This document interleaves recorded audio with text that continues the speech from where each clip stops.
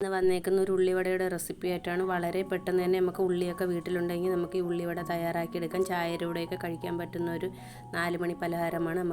നമുക്ക് വീഡിയോയിലേക്ക് കടക്കാം. മീഡിയം സൈസിലെ 3 സവാള ഞാനിവിടെ കട്ട് ചെയ്തെടുത്തിട്ടുണ്ട്. ആവശ്യത്തിന് കൊച്ചുതായിട്ട് അരിഞ്ഞ കറിവേപ്പില ഒന്ന് ചേർത്ത് കൊടുക്കാം. ആവശ്യത്തിന് കൊച്ചുതായിട്ട് അരിഞ്ഞ ഇഞ്ചിയും കൂടെ നമുക്കൊന്ന് ചേർത്ത് കൊടുക്കാം. ആവശ്യത്തിന് പച്ചമുളക് നമുക്ക് വട്ടത്തിനരിഞ്ഞ് അതും കൂടെ ഒന്ന് ചേർത്ത് കൊടുക്കാം. ആവശ്യത്തിന് 1 ടേബിൾ സ്പൂൺ ഉപ്പും കൂടെ നമുക്കൊന്ന് ചേർത്ത് കൊടുക്കാം. 1 ടേബിൾ സ്പൂൺ ഉപ്പും കൂടെ ചേർത്ത് നമുക്ക് കൈ കൊണ്ട് നന്നായിട്ടൊന്ന് തിരുമ്മിയെടുക്കാം.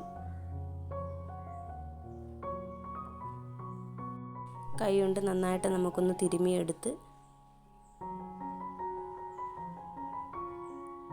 ഇവിടെ എടുത്തിട്ടുണ്ട്. ഇനി നമുക്കിതൊന്ന് 1 മണിക്കൂർ നമുക്കൊന്ന് റെസ്റ്റ് ചെയ്യാൻ അടച്ചൊന്ന് വയ്ക്കാം. അടച്ചു വയ്ക്കുമ്പോൾ ഇതിൻ്റെ എരിവും ഇതെല്ലാം ഇതിലേക്ക് ഉള്ളിയിലേക്കൊന്ന് ചേർന്ന് പിടിക്കും. ഇതിവിടെ 1 മണിക്കൂർ കഴിഞ്ഞ് കിട്ടിയിട്ടുണ്ട്. അതിലേക്ക് നമുക്ക് 1/2 കപ്പ് കടലമാവൊന്ന് ചേർത്ത് കൊടുക്കാം. 1/2 കപ്പ് മൈദാമാവും കൂടെ ചേർത്ത് നന്നായിട്ട് നമുക്കൊന്ന് കൈ കൊണ്ടൊന്ന് ഇളക്കിയെടുക്കാം. കൈ കൊണ്ട് നന്നായിട്ടൊന്ന് ഞവടി നമുക്ക് ചേർക്കാം ഉള്ളിയിലോട്ട്.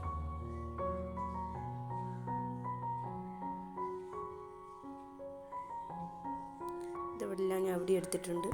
ഒരു പാനിൽ എണ്ണ തിളപ്പിച്ചിട്ടിട്ടുണ്ടായിരുന്നു. നമുക്ക് ഈ മാവ് കൈ കൊണ്ടൊന്ന് എടുത്ത് ചെറുതായിട്ടൊന്ന് പ്രസ് ചെയ്ത് നമുക്കൊന്ന് എണ്ണയിലേക്കൊന്ന് ഇട്ട് കൊടുക്കാം.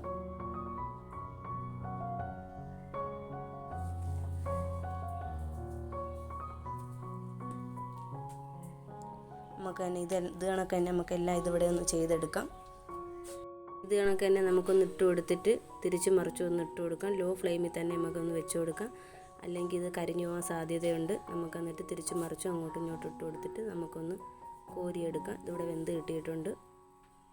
നമുക്ക് വേറൊരു പാത്രത്തിലോട്ടൊന്ന് മാറ്റിയെടുക്കാം. മാറ്റിയെടുത്തിട്ടുണ്ട്. ഇത് കണക്ക് തന്നെ നമുക്കിതെല്ലാം ഇവിടെ ഒന്ന് ചെയ്തെടുക്കാം. ഇത് കണക്ക് തന്നെ ഇതെല്ലാം ഇവിടെ റെഡിയായി കിട്ടിയിട്ടുണ്ട്. ഇനി നമുക്ക് ഇതൊന്ന് മുറിച്ച് കാണിച്ചു തരാം. ഈ വീഡിയോ ഇത്രയേ ഉള്ളൂ. ഈ വീഡിയോ നിങ്ങൾക്ക് ഇഷ്ടപ്പെട്ടാൽ ലൈക്ക് ചെയ്യുക, സബ്സ്ക്രൈബ് ചെയ്യുക, നിങ്ങളുടെ ഫ്രണ്ട്സിനും കൂടി ഒന്ന് ഷെയർ ചെയ്ത് കൊടുക്കുക. ഇനി അടുത്ത വീഡിയോയുമായി കാണുന്നതുവരെ അസ്സലാമു അലൈക്കും. Bye bye.